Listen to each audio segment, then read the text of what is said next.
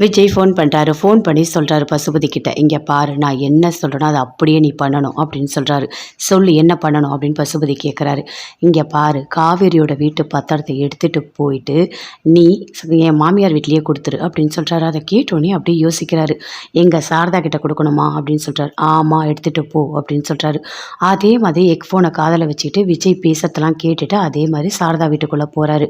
"போலி பத்திரம் எல்லாத்தையும் கிழிச்சு போடு" அப்படின்னு சொல்கிறாரு. அங்கே சாரதா, காவேரி, பாட்டி எல்லாருமே இருக்காங்க. அந்த போலி பத்திரத்தை அப்படியே கிழிச்சு போடுறாரு. ஒரிஜினல் பத்திரத்தை அப்படியே கொடு அப்படின்னு சொல்கிறாரு. அதே மாதிரி சாரதா கிட்ட ஒரிஜினல் பத்திரத்தை பசுபதி கொடுக்குறாரு. கொடுத்த உடனே அப்படியே கோவமாக வருது காவேரிக்கு. அப்படியே பார்க்குறாங்க. பார்த்து ஒரே அடி அடிக்கிறாங்க பசுபதியை.